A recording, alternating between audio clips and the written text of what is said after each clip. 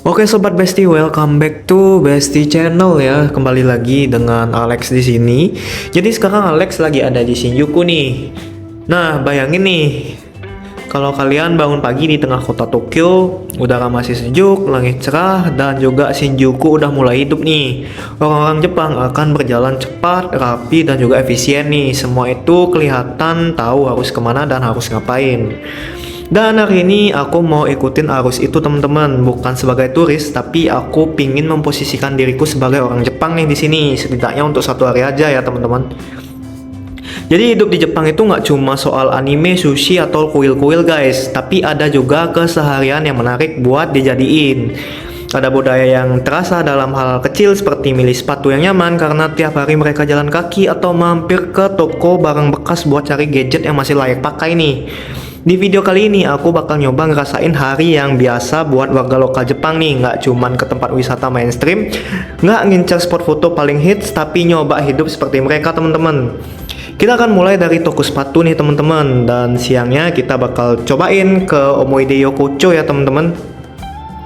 Itu gang sempit legendaris, jadi yang jadi tempat berkumpulnya para salaryman yang buat lepas penat abis ngantor ya teman-teman kalau kata orang Jepang. Lalu ditutup dengan belanja di diskon shop ya yang serba murah tapi isinya tuh lengkap banget, jadi kita bisa beli diskon di toko diskon ya teman-teman. Kurang lebih seperti itu. Ini bukan perjalanan mewah, ini juga bukan liburan yang glamor, tapi ini pengalaman jadi orang Jepang biasa yang hidupnya sibuk tapi tetap bisa nemuin kesenangan kecil di tengah hiruk pikuknya Shinjuku nih teman-teman. Jadi siap untuk ikutan seharian jadi orang Jepang bareng aku? Yuk, kita mulai dari langkah pertama ya teman-teman. Jadi di pagi ini aku mampir ke toko sepatu di Shinjuku nih. Di Jepang, toko sepatu seperti ABC Mart, Atoms, sampai toko lokal punya pilihan lengkap dari sneaker, sepatu kerja, sampai sandal yang empuk dan tahan lama nih teman-teman. Yang keren, mereka benar-benar merhatiin banget detail kecil, misalnya sole yang ringan, bahan tahan hujan, dan ukuran yang super akurat, bahkan ada setengah nomor teman-teman. Brand lokal yang nggak terkenal di luar pun kualitasnya benar-benar top di sini teman-teman.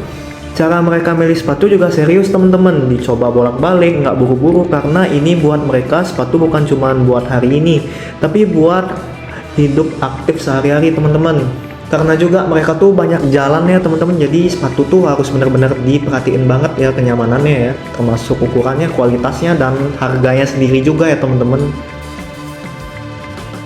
Jadi kegiatan yang selanjutnya adalah aku bakal ajak teman-teman untuk berkunjung ke second hand shop nih teman-teman. Jadi itu toko barang bekas ya teman-teman.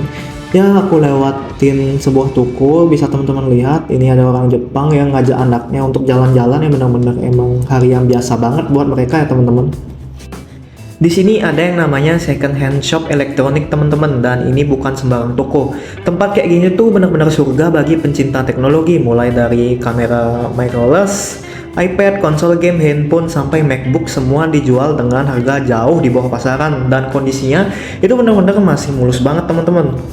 Orang Jepang punya budaya merawat barang dengan sangat baik, meskipun mereka udah nggak pakai, barangnya tuh seringkali masih seperti baru, bahkan beberapa masih lengkap dengan dus dan manualnya.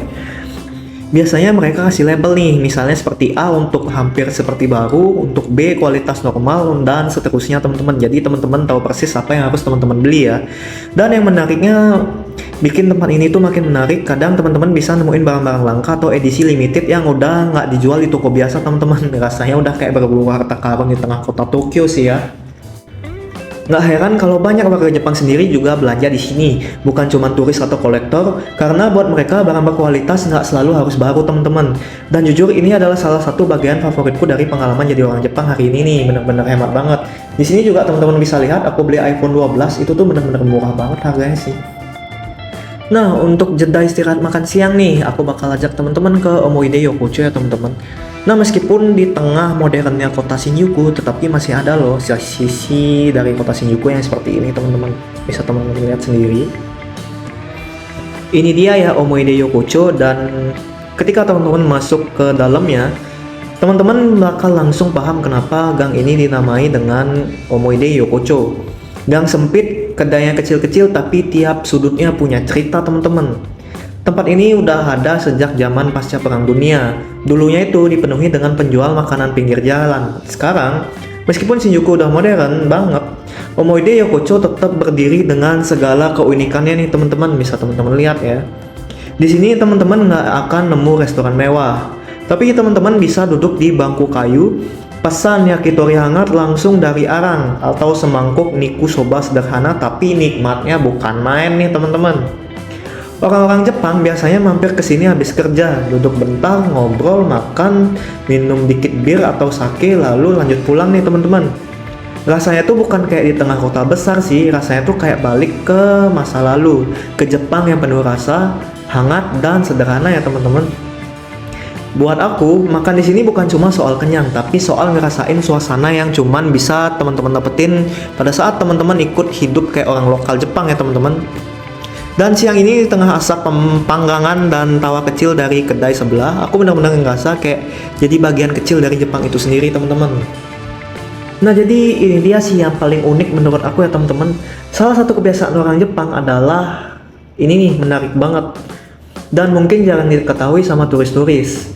Itu adalah mereka yang belanja tiket teman-teman di toko diskon. Yap, teman-teman nggak salah dengar. Di Jepang, teman-teman bisa beli tiket kereta, voucher restoran, bahkan kupon theme park dengan harga di bawah harga aslinya nih teman-teman. Wah, benar-benar ngecit ya teman-teman. Tempatnya disebut dengan Kinken Shop atau diskon tiket shop. Biasanya toko kecil ini ada di pinggir jalan atau dekat stasiun teman-teman, dengan raknya yang penuh sama berbagai tiket dan kupon teman-teman. Bisa teman-teman lihat ya di video. Misalnya, tiket kereta Tokyo Yokohama seharusnya 400 yen, tapi di sini teman-teman tuh bisa dapetin cuma 360 yen. Tiket bioskop yang biasanya 1900 yen bisa jadi 1300 yen. Hematnya benar-benar lumayan kan teman-teman. Jadi orang Jepang tuh benar-benar suka banget pakai cara ini buat ngehemat meskipun dikit demi sedikit dalam keseharian ya teman-teman. Ini juga bentuk budaya mottainai ya teman-teman, atau jangan menyia-nyiakan. Jadi kalau teman-teman pengen ngerasain hidup ala lokal dan pengen ngerasa lebih hemat, coba deh mampir ke diskon shop kayak gini. Belanja diskon, tapi yang dibeli tiket diskon, benar-benar Jepang banget deh rasanya. Jadi kurang lebih seperti itu ya untuk tentang diskon shop ini ya teman-teman. Nah mumpung masih ada waktu, teman-teman juga bisa lihat tuh teman-teman, benar-benar ada banyak banget. Mulai dari itu ada voucher hotel ya teman-teman, bisa teman-teman lihat. Ada hotel, tiket kereta juga, dan masih banyak lagi teman-teman. Ini benar-benar bisa menghemat banget untuk budget ya teman-teman. Mungkin sih ini benar-benar aku agak curang ya pakai cara ini ya, meskipun turis-turis nggak ada yang pakai teman-teman. Jadi itu benar-benar berguna banget kalau teman-teman yang misalnya pingin ngehemat di Jepang, itu bisa banget beli diskon di toko diskon. Emang agak aneh sih ya kalau kita denger ya, tapi ini tuh memang beneran ada ya teman-teman. Oke, jadi seperti itu dia perjalanan kita di Shinjuku pada satu hari ini yang menjadi orang Jepang teman-teman. Gimana nih menurut teman-teman? Mendingan jadi turis asli aja atau mendingan jadi orang Jepang aja nih kalau lagi di Shinjuku? Oke, itu dia video yang bisa aku sampaikan ke kalian pada kesempatan kali ini nih. Kalau kalian ada pertanyaan, kalian bisa banget tulis di kolom komentar. Kalau teman-teman suka sama videonya, jangan lupa like, comment, and subscribe. Dan jangan lupa share ke teman-teman kalian agar ya mereka juga tahu sih tentang tips ini. Oke, itu dia, and see you in next video. Bye bye.